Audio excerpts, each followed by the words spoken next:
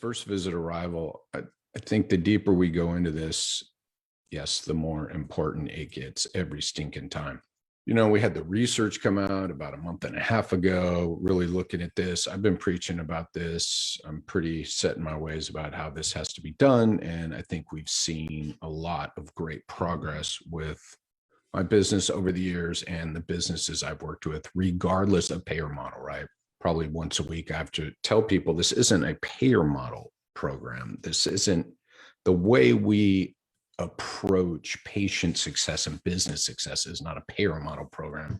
It's a template and business success structure, right? Business success for any business back here that you value, that you've studied, that you like to use, that you like to spend your money on is focused on the same thing, their client success. So patient success, business success. Business success flows from the success of the people who need and use your services. All right. Want to go through and set context, right? So what do? They go, well, our success depends on these people, right? And so let's do this. Let's understand their life cycle within our business, right? No brainer, right? Where do they come from? How do they get into our ecosystem? Talked about this last week. How do they get into our ecosystem?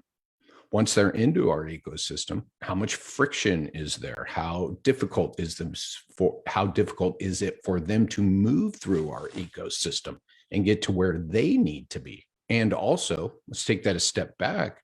How quickly can we learn what it is they want from us? Because maybe we offer multiple services. Maybe someone coming in through the website only has access to so many products, right? Blah, blah, blah. So again, they understand incessantly and they live and die by who can we serve? What are we serving them with, right? What is our service? And then what does their life cycle look like in our business? And one of the best examples, and one of the best reads back there, I was reading about Charles Schwab.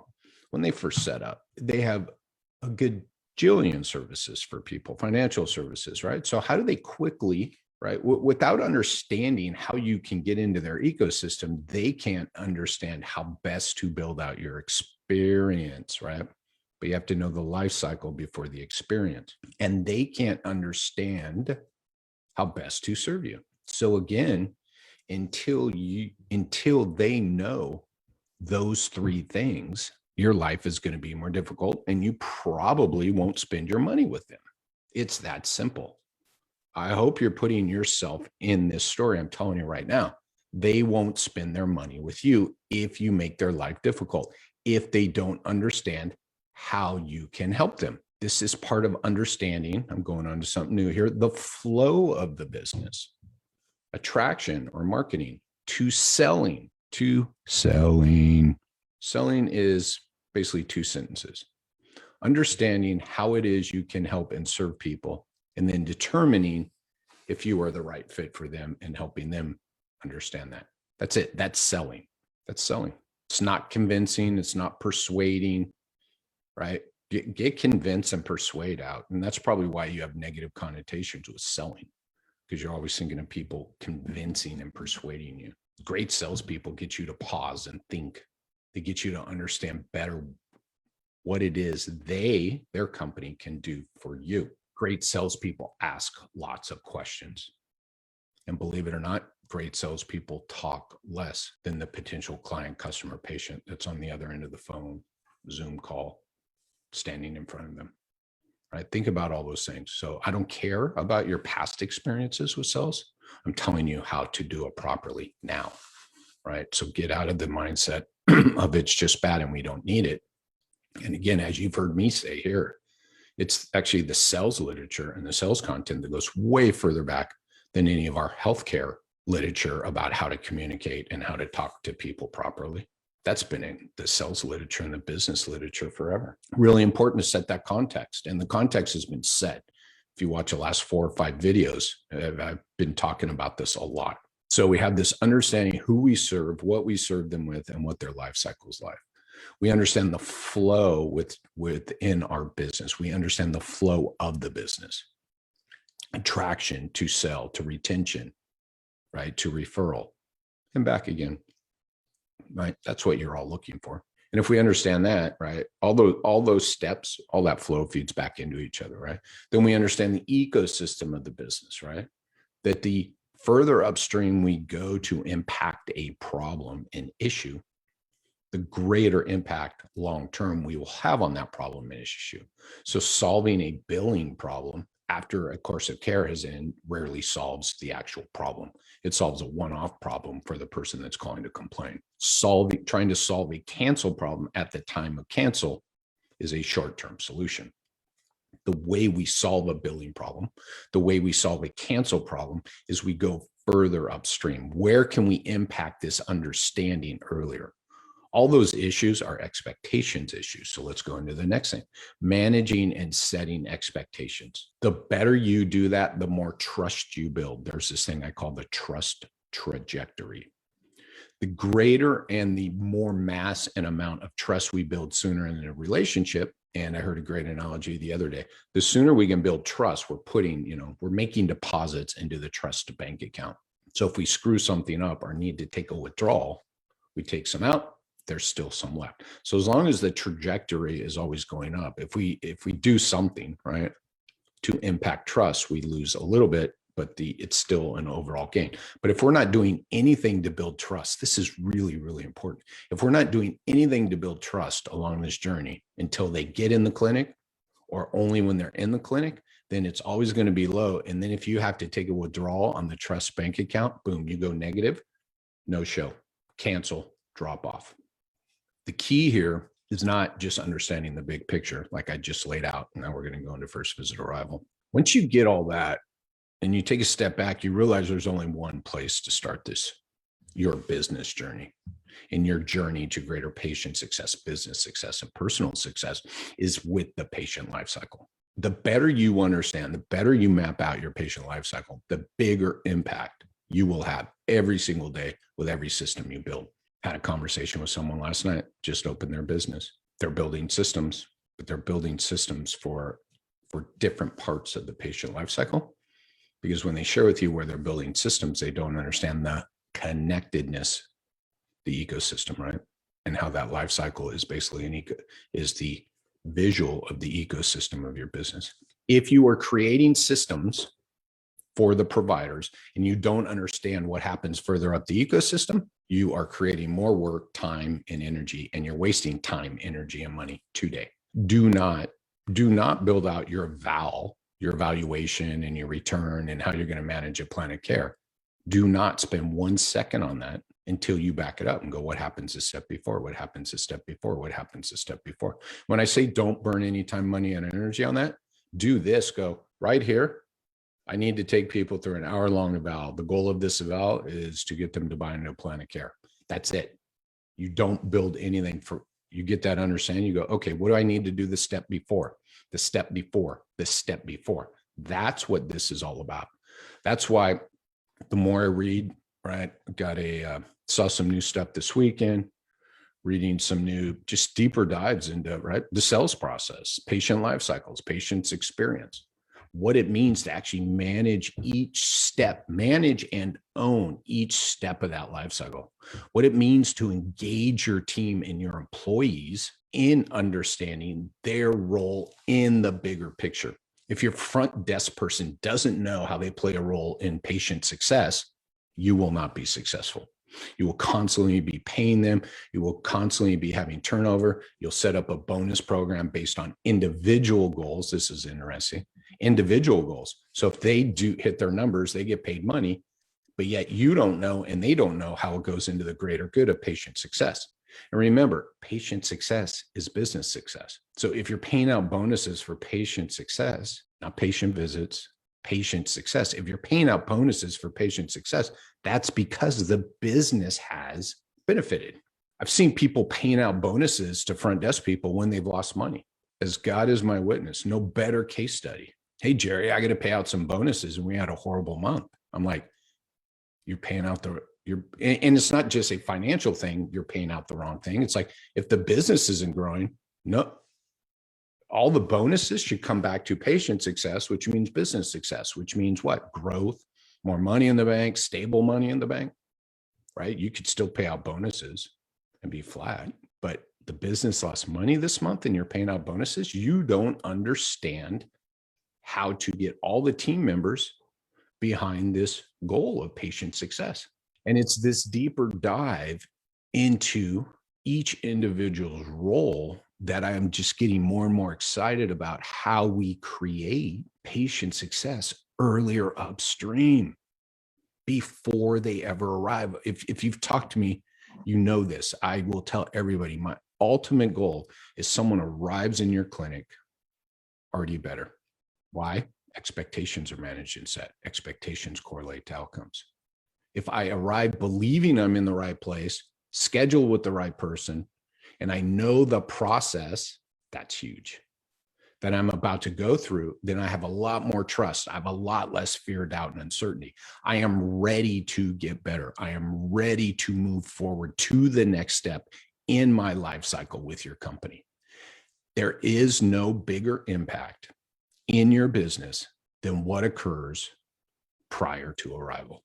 There is no bigger impact in your business, patient success.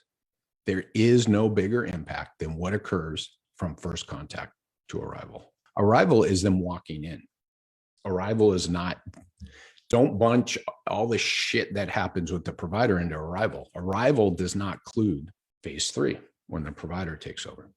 And what I'm telling you here is not that the provider doesn't play a role. I'm telling you, we're teeing the provider up for success. By the way, I got a little, I'm going to say this once and we're going to blow right over it. This is how you fix provider burnout. Everything I've told you up to this point is how you fix provider burnout. If everybody on the team is doing their part for patient success, then no one member is doing more work than they should be doing.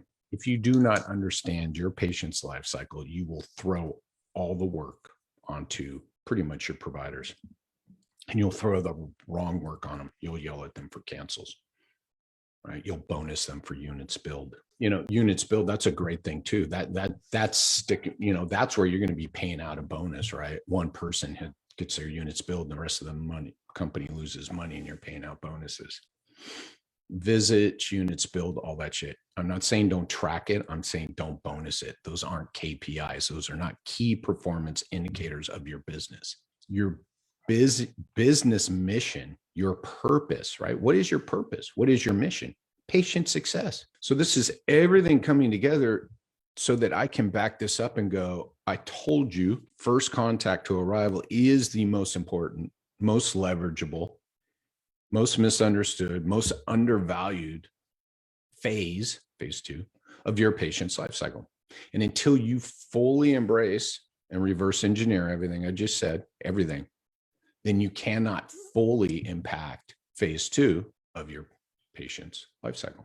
Without all that context, you're buying videos, you're doing customer service training, you're wasting your time, money, and energy. With the context of patient success leading to business success and understanding the objectives and the metrics at each phase, right? So the ultimate metric of success of the business is patient success, which and by the way, there are 10 boxes that I have for patient success. So 10 boxes need to be checked for patient success. And the more boxes you check, the more likelihood of patient success. And by the way, I didn't realize till after I made the boxes and I made this definition for patient success, basically flows in their journey. So everybody has 1 or 2 boxes to check along their journey, including your billing department. I just got out of a discussion that someone asked, what do I bonus my billing department on? And I said, complete a plans of care, patient success, right? We actually have to back that out to patient success, but a complete a plan of care. When someone moves through the life cycle and completes a plan of care, has paid and their copay or their payment has been collected on every visit and they get no surprise bills, your billing team did their job to create patient success. They should be bonused on the business goal. You should never hire someone sitting in the back office or sitting anywhere else without them understanding their role in patient success. So again, each phase has its owner, has its metric of success, and that metric of success at each phase feeds into the ultimate goal of patient success. if we look at that and we map out our patient life cycle and we understand the ecosystem of our business, we start to go, well, fuck, I'm going as further as upstream as I can. Well, my marketing, right, is really furthest upstream. And here's the beauty. Phase 2, the sell phase, the selling phase for first visit arrival, gives you all the feedback you need on how to improve your marketing to what? Make a better impact. Marketing and sales work together. Marketing is not sales. Sales is not marketing. They work together very closely. And your sales team, your front desk team, should be collecting the data and information about your marketing programs. And then they feed that back to you weekly. Should be a Friday meeting. Where did all our leads come from this week? And then you, the owner, the marketing, the manager, whoever, right, can now run a more efficient marketing program with a greater ROI. Why? Because phase 2, the front desk team understands their role in creating patient success. And part of creating patient success is finding out, how did you come about to call us? What did you see? What did you hear? We feed that back into the marketing program, then you get better people calling. You get better people calling, which improves your conversion rate, right? Lead to first visit arrival. You then get an increased conversion rate of, right, evaluation to completed plan of care. And all that started where? Phase 2, your front desk. When you look at this process, when you look at this system, when you understand the person who needs what you're doing, right, then you can create a better experience for them, which in turn, right, creates patient success, which leads to business success. When you bust out your patient life cycle, meaning you map it out and you look at these phases, you understand what needs to be done. And you understand, now let's get into the topic. You understand that actually your front desk and those people you hired all to do the same thing, to do this task list, it's 50 tasks long, and there's 3 people up there and they all have to do the same thing.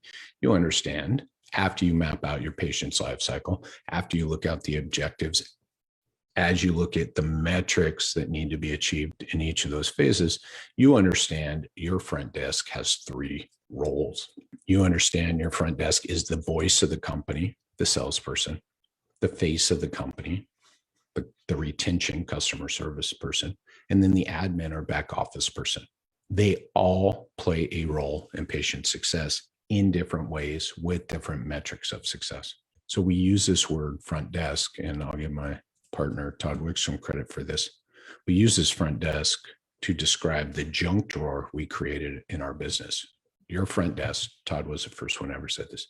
Your front desk is currently the junk drawer of your business. Everything goes in there. If you don't know where something goes, it goes in that junk drawer. It's either in the office or in your kitchen. There's always a bunch of shit in there, right? But once you understand the true purpose of each of those people and how they play a role in patient success, you understand there's actually 3 distinct roles. And the one that's furthest upstream is the voice of the company, right? The salesperson, that is your front desk. The person that manages the potential new patient incoming calls, the person who manages the emails, the person who manages the web forms, the people who manage the contacts from the Facebook ads. That person is the voice of the company. They are a salesperson. They must have the mindset and the attribute of a great salesperson. And I told you at the beginning what a great salesperson does. They ask a lot of questions, they listen, and then they help you, the potential customer, understand, are we the right fit for you? If you have, right, which comes back to, as you hire this crew of front desk people and you tell them your job is to get people scheduled, then you have just undermined it because it's so far upstream. You have just undermined your whole ecosystem. You've thrown it into disarray. You're allowing people to move through their life cycle with you with great uncertainty, with great fear, with great doubt. You have not defined, right? Which leads to, by the way, drop-offs, cancels, no-shows. Your drop-offs and your no-shows are due to fear, doubt, and uncertainty. You know, we always like yell at the provider, you're not showing value. I'm like,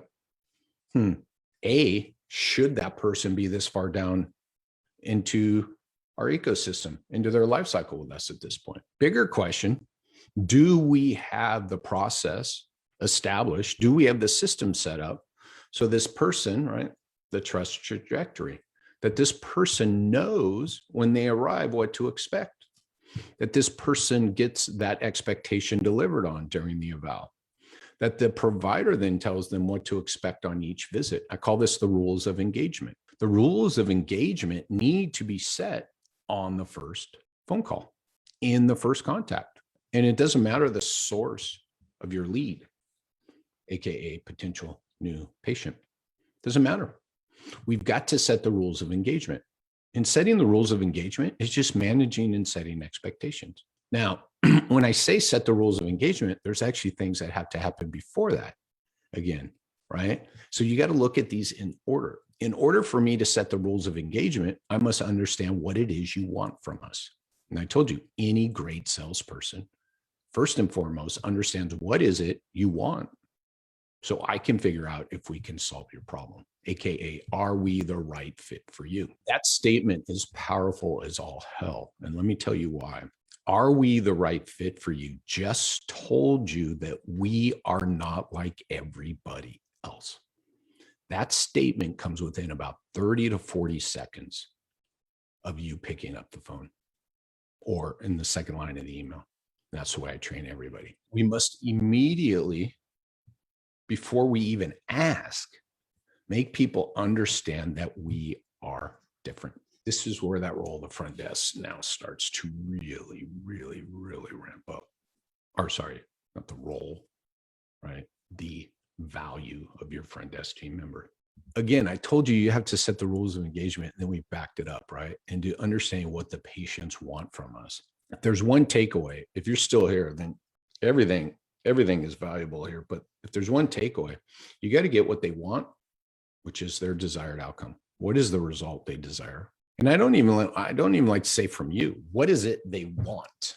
I have yet, in all my history of secret callers, in all the secret calls I've done to clinics across this great land of ours, I've yet for anybody to say, well, Jerry, what are your goals? What's your desired outcome? What is it you want to achieve by coming here?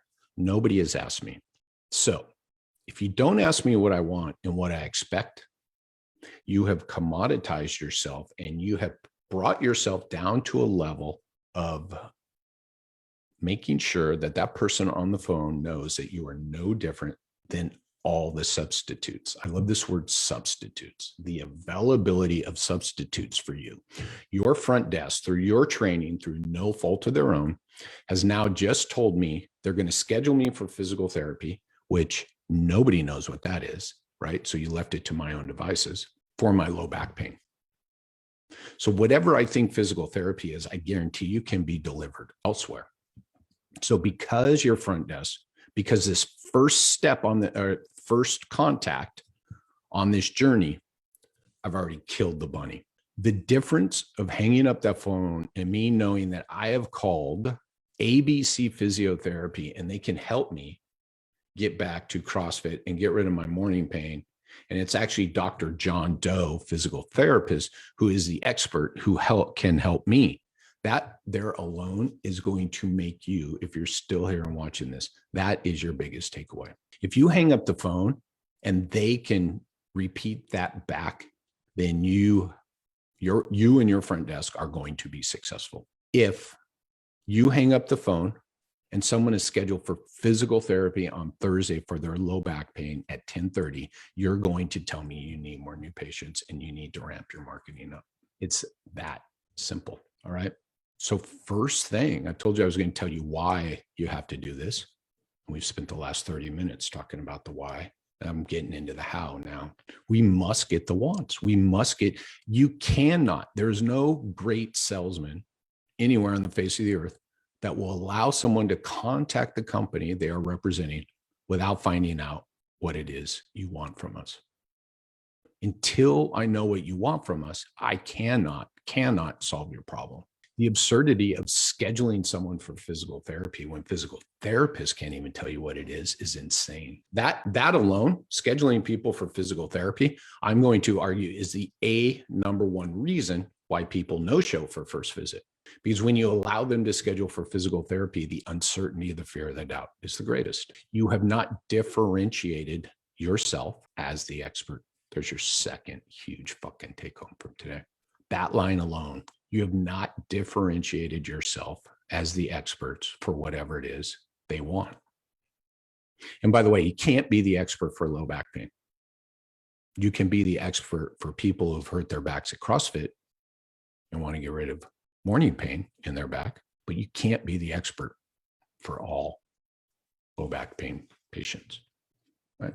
So again, when someone says, hey, I have low back pain, you say, great, you called the right place. We're the experts. But man, everybody advertises about helping low back pain. But how many people talk and advertise about helping people with CrossFit get back to the things they love and want to do? Now we're heading down a path of you being the expert.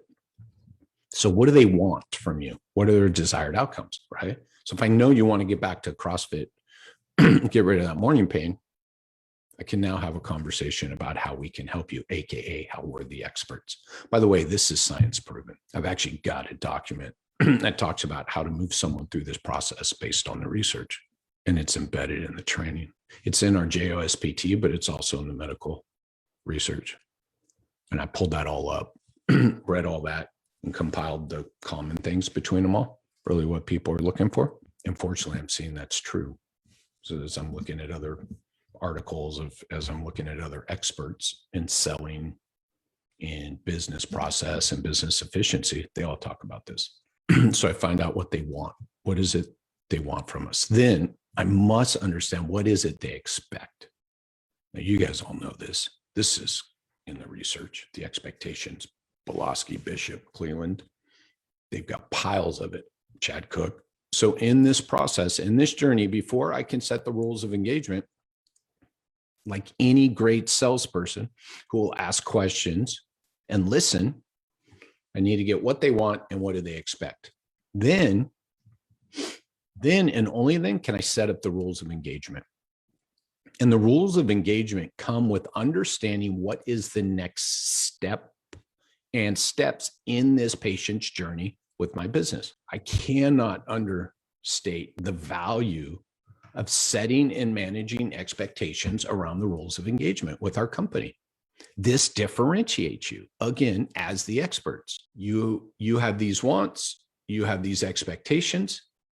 We can help you. We're the experts. This is your expert. Now let me tell you how it's going to work. This is why your provider is selling first visit, because they are going to set the rules of engagement around arriving, spending time with the expert, get ready, and then getting a plan of care from the expert. Trust, built, setting up the providers for success. Robert Snow, what are your goals or how can we help you? No, I want to know, right? What is it you need from me? Literally, nothing is going to cause more dead air on the phone. So what is it you need from us, Jerry? You mentioned you have low back pain. What is it you need and want from us? I say need, but it's really their want, because what they need is a solution to their back pain. And that's part of the problem. We hear low back pain, right? And then we start having the conversation around low back pain. Well, you brought yourself down as being undifferentiated, right? And that we're like everybody else. So it can't be the low back pain. So Jerry, and by the way, acknowledgement, right? So Jerry, I heard you say you have low back pain. And again, I'm pretty sure we can help you, right? And so what I need to do is ask you some more questions to make sure that we are the right fit for you. Because the last thing we want to do here at ABC Physiotherapy is waste your time, money, or energy.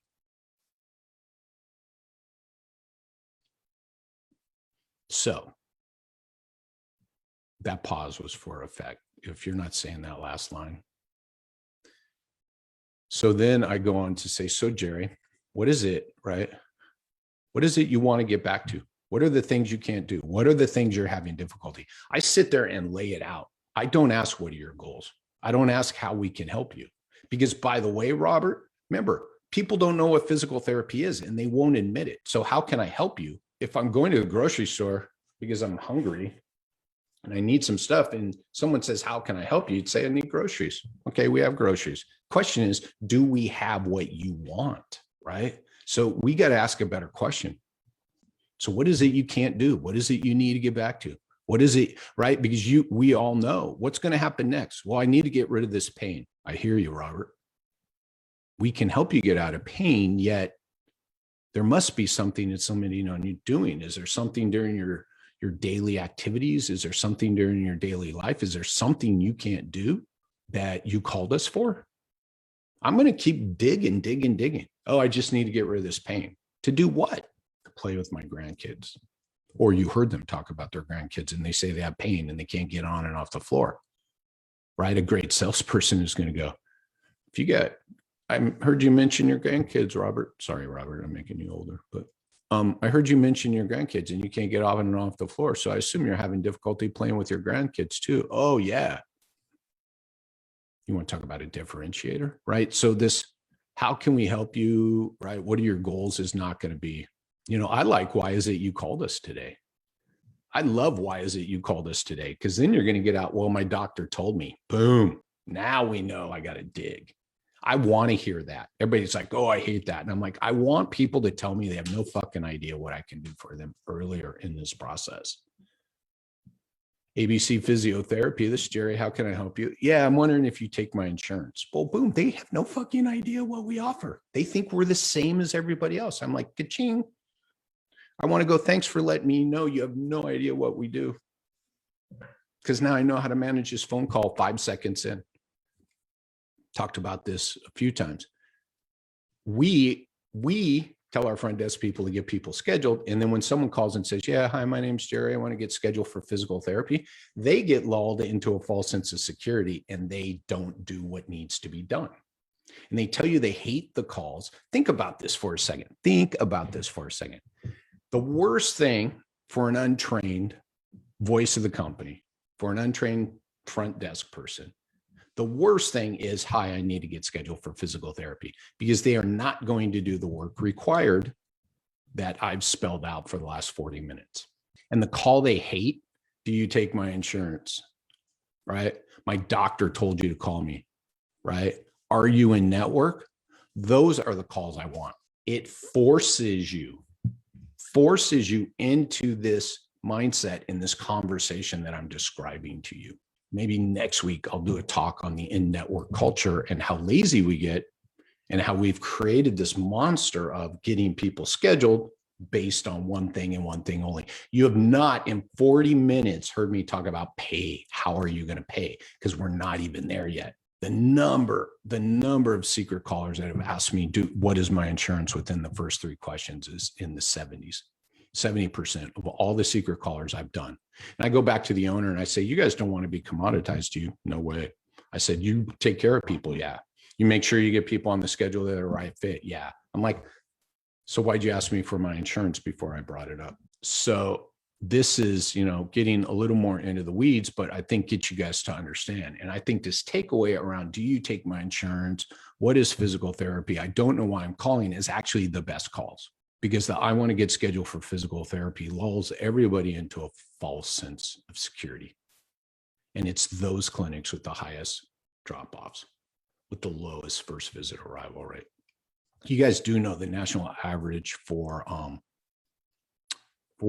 drop-offs is up above 40%. It means 4 out of 10 people that we put on the schedule disappear. So again, this whole mindset around, we got to set the rules of engagement.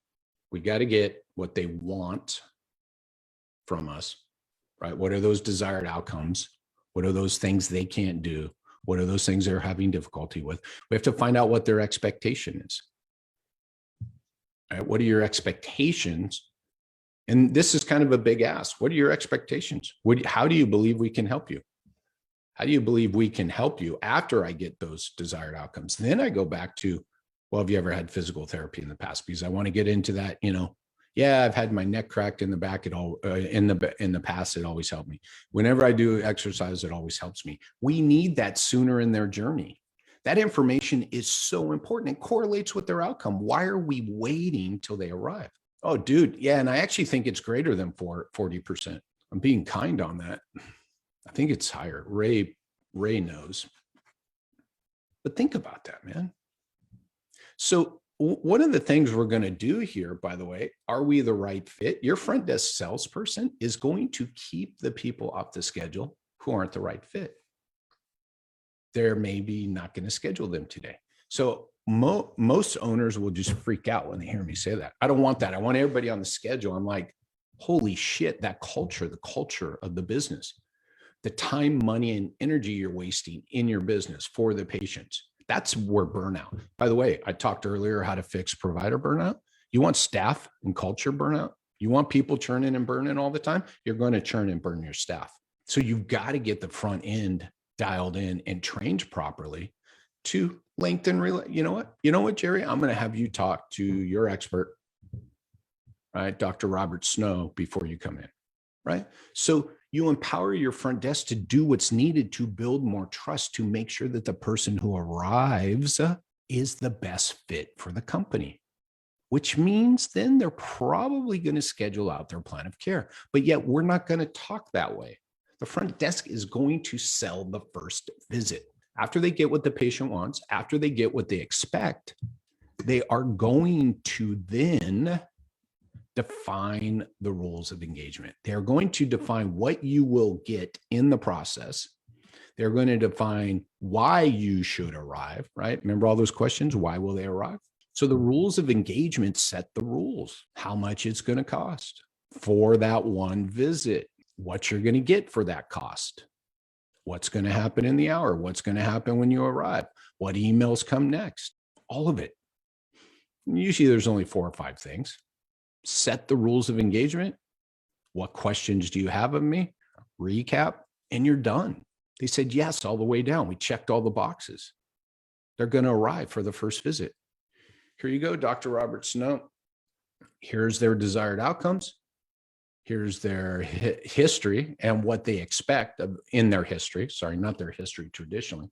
They've had PT in the past, really successful with exercise and some hands-on work. Love when they get a home exercise program. Dr. Robert Snow knows before he walks in to greet the fucking patient what he's going to fucking do on the first day. I have set the provider up for success because I knew this person. I took them through the conversation and found out they are the best fit. And you're wondering how to pay me less money than everybody else. Dr. Robert Snow walks into arrival, greets him. Hello, I'm Dr. Robert Snow. Are you Jerry Durham? Yes, I am. I know you're here to get back to CrossFit and get rid of that morning pain. Sorry to hear that you can't do that, but I'm glad you found us. Follow me back to the room. Trust is through the fucking roof. And then he walks in and he knows the expectations. He knows the goals already. The relationship is already building. All great relationships are built on trust. Hi, are you Jerry? Yeah, I'm Dr. Robert Snow. I'll be treating you today. Wow. Woo. That trust. There's still no trust. When does the trust start being built? During the eval. Your front desk is selling the first visit arrival so that the provider can move it in to doing what's best for them. 1 visit, 30 visits, 300 visits. I don't know. You're the expert. I get you to arrive for your first visit. You know how much it's cost because nothing's for free. And then the provider delivers. Your front desk is selling the first visit. Wants, expectation, sets the rules of engagement. By the way, these phone calls take 8-10 minutes. Everybody says, oh, that's a long phone call. I've been on 8-12-minute secret caller phone calls that checked no boxes, that kept me on the phone, that did nothing I just told you. So don't worry about the call length. There is no longer calls. Doesn't have to be a 20-30-minute call for success. It's about business efficiency. This whole talk today is about business efficiency. The better I understand my patient's life cycle, the better I understand the flow of my business, the better I understand this impact of the ecosystem, the more time and energy I can spend building out the systems that will return the greatest ROI, right? And make my business efficient. If I do all this on the front end, then I don't have the billing problems. Then I don't, everybody trying to, right? Well, we have all this time managing cancels. I'm like, let's just fucking get rid of the cancels, move upstream. It's business efficiency. Yeah, Robert, I had to read that twice. Yeah, I agree with that in the context of the conversation we just had, because that comment, right, as a standalone, people are going to go, what? I've actually had pushback from providers. I don't want the front desk doing my history. I'm like, good luck. Good luck. You're going to burn out. You're going to burn out, right? And this is the providers who say, right, usually the newer owners, but the providers who say, just get everybody in, just get them on the schedule and get them to me. I'm like, good luck. Boy, what an ego issue that is. Just let the front desk start this process, right? What I really want people to understand in that, Robert, is all they're doing is starting a process for you, right? Everything is a continuation during this life cycle. Everything's connected. So this information we collect on the first phone call is of value to them on their next step, on their next step, on their next step. Because, by the way, we haven't even begun to talk about how the provider is going to manage. So the provider then follows through and sets rules of engagement based on what? The plan of care. There's a way to greet the patients, and there is a way to, so I always train the providers on how you greet the patients and how you say goodbye. And it's the same thing every time. And it's reminding them, as I say, it's reminding them why they should return and reminding them why they're there. And if you don't do that, then drop-offs increase, cancels increase. If people understand why they should be there on Thursday, they'll arrive. If people don't understand why they should be there on Thursday, then they cancel 10, 20% of the time. Then they drop off. Then they no-show, right? So this is about business efficiency, people.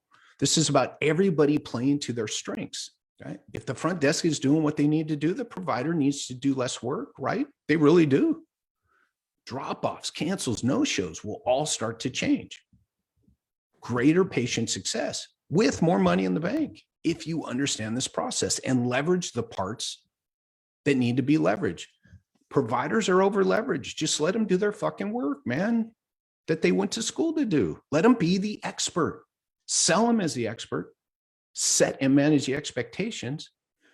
Give them the information they need. Train them properly on how to sell the plan of care. Again, this is why there should be no bonus for visits. You're either there for one visit, 300. I don't care. That's based on a plan of care. What's best for the patient? What's best for the patient is best for the business. I just want the provider to be able to do in that hour what they need to do to determine how to start this journey or refer them out. I mean, you're the expert, man. All right. This went. I knew this was going to go longer. If you didn't get any value of this, please comment below. I got no value. And I'll send you whatever time, money, and energy I wasted of yours. It's all in here, man. It's business efficiency. And when you understand everything I talked about at the beginning, you understand that void. So not only, right? So think about it. We took your front desk and we broke it down to 3 roles. So you're reading in the subject line, your front desk role is to get first visit arrival. I'm like, well, if I wrote anything different in there, I wouldn't get people's attention. The voice of the company's primary role is just the first visit. They're not selling a plan of care. They're not selling visits. They're selling arrival. You want to fix an arrival problem? Give people a fucking reason to show up. Make sure they know, right? Make sure they know you are the expert. Otherwise, you're dropping yourself down and you can't differentiate. You're the expert. They know you're the right fit. They know how much it costs. Then they know the rules of engagement. There it all is. Boom. I got to run to another call. All right.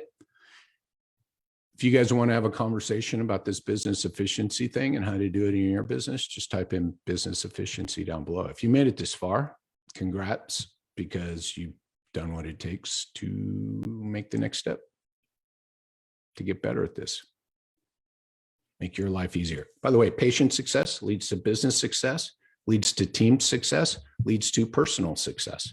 Personal success, the business owner, the providers, less burnout. Higher, right? Front desk people, providers getting bonus, billing people getting bigger paychecks.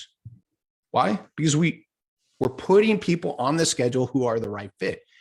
It all started at the first phone call. Cheers.